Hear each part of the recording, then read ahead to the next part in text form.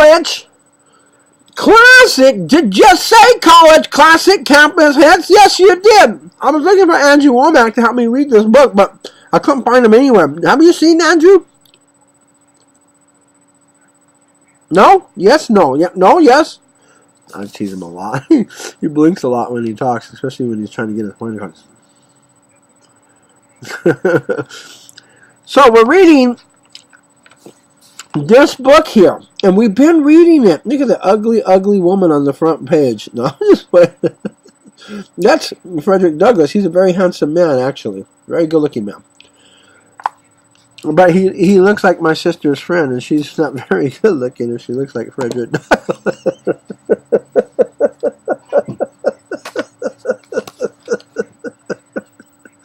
Another thing that impressed Fredrick was the brotherhood existing between blacks. There had been an argument between a black man and a recently arrived fugitive slave, and the former had been heard threatening to inform on the latter. A meeting was called, led by an old religious gentleman, to which the man who had threatened to betray a brother was invited, whereupon the old man told those present that a betrayer was among them, and he recommended for the young men to take him outside and kill him. The few set out to do so, but were held back by others. The man escaped and was not seen again in New Bedford. No one else threatened to betray an escapee. On Monday, Fredrick Douglass dressed for work. Seeing a pile of coal in front of the house, he went over and was employed to shovel it into the cellar, after which the lady of the house put $2 silver half dollars in her hand, silver half dollars in his hand.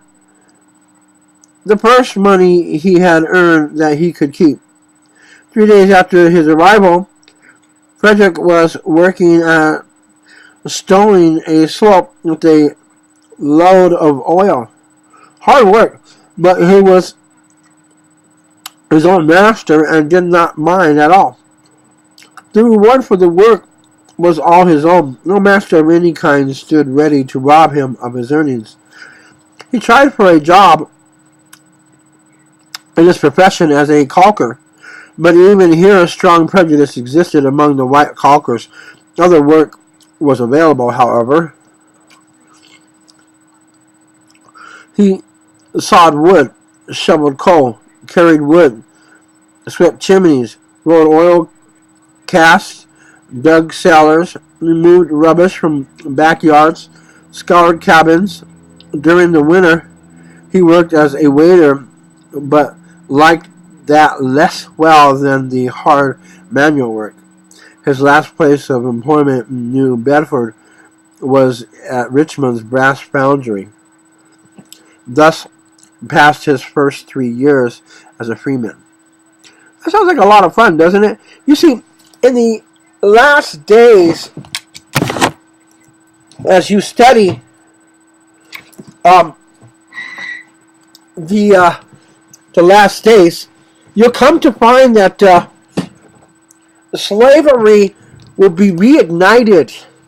And some of the movies that you'll watch, that we watch, we'll see that, like in the movie 6, The Beast Unleashed.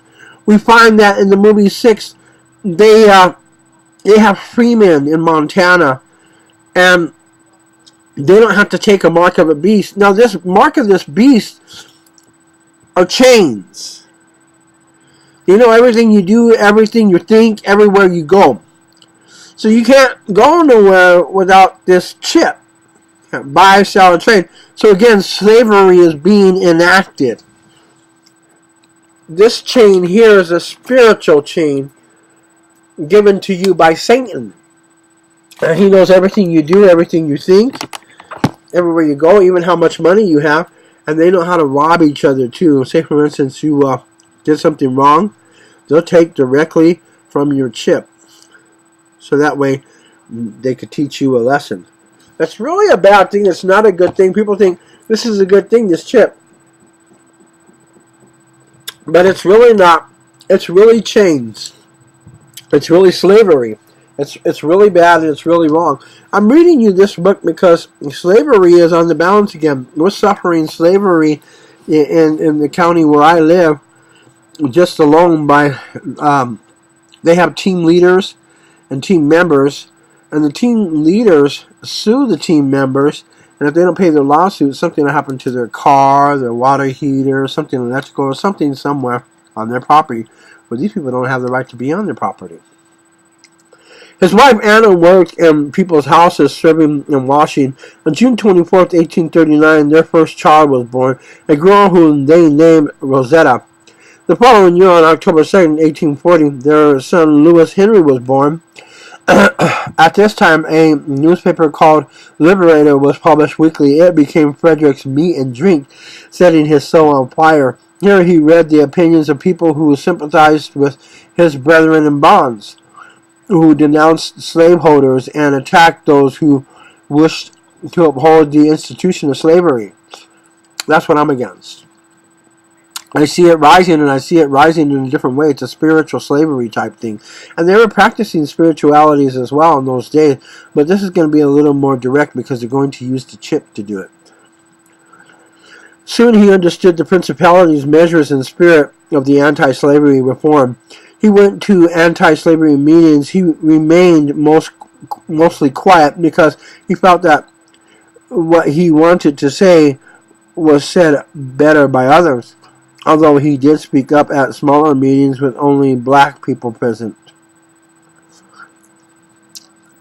His zeal for religion had been weakened by what he had experienced in Maryland. Now he felt that the Lord had brought him out of bondage, and expecting things to be different, he went to Elm Street Methodist Church, full of hope to be treated as a man and a brother.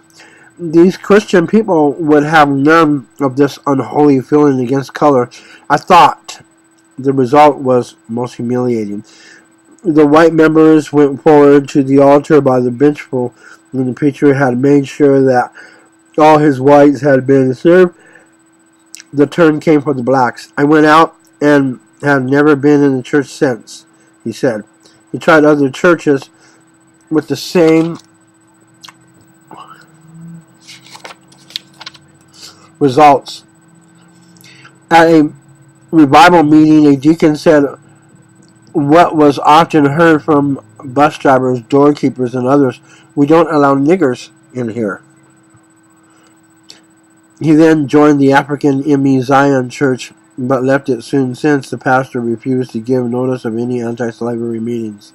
Occasionally, Frederick Douglass would officiate as a lay preacher in a little schoolhouse on 2nd Street, which probably was better than all these other churches because he had a better idea and a better recognition about what Christ Jesus really wanted versus what they were teaching in solitude and prejudiceness. This is College Classic Campus Hits.